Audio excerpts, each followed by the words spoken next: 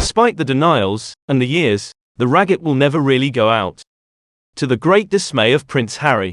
Even today, in any biography, any portrait of me in a daily newspaper or magazine, it is about Major Hewitt and his possible paternity, says Harry in spare.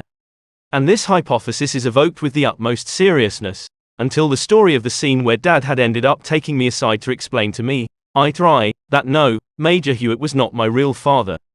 A sensational, poignant, moving scene, and invented from scratch. If Dad had any opinion about Major Hewitt, he kept it to himself. Dangerous links.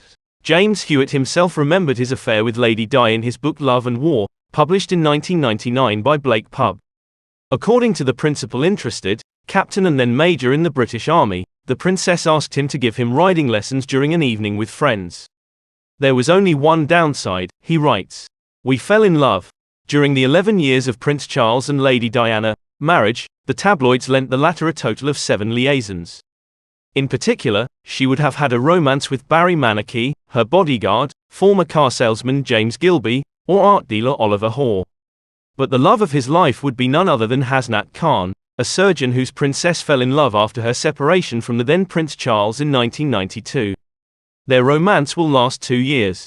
The surgeon himself will put an end to it, cautious at the idea that their story is more publicized. Diana will then meet a certain Dodi al-Fayed.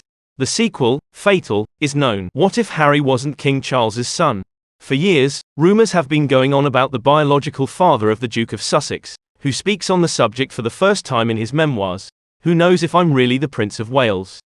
Charles III sometimes threw Charles III at the young Prince Harry, in an amused tone. Who knows if I'm even your real father? Maybe your real father is in Broadmoor, my dear child.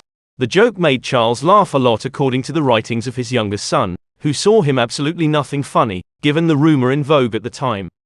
According to her, her biological father is none other than one of her mother Diana's former lovers, Major James Hewitt. This rumour was partly based on the fact that Major Hewitt had flamboyant red hair, but it was also a form of sadism, tackles Prince William's brother in his memoirs entitled The Substitute, Fayard. Readers of the tabloids were all thrilled that Prince Charles's youngest son was not actually Prince Charles's child. They didn't get tired of this joke, go find out why. Perhaps they found a form of consolation to their own existence by saying that the life of a young prince was ready to laugh. Sample of my DNA. Determined to restore the truth, Prince Harry is categorical. He is indeed the son of his father, Charles Mountbatten Windsor. And not the fruit of adultery. It doesn't matter that my mother only met Major Hewitt long after I was born. This story was too good for them to give it up. As we know, the meeting of the Princess of Wales with Major Hewitt dates back to 1986. 2 years after Harry's birth. Nevertheless, the English press does not give up and continues to feed the rumour. He even thought that some journalists were looking for a sample of my DNA to prove it, says Archie and Lilibet's father today.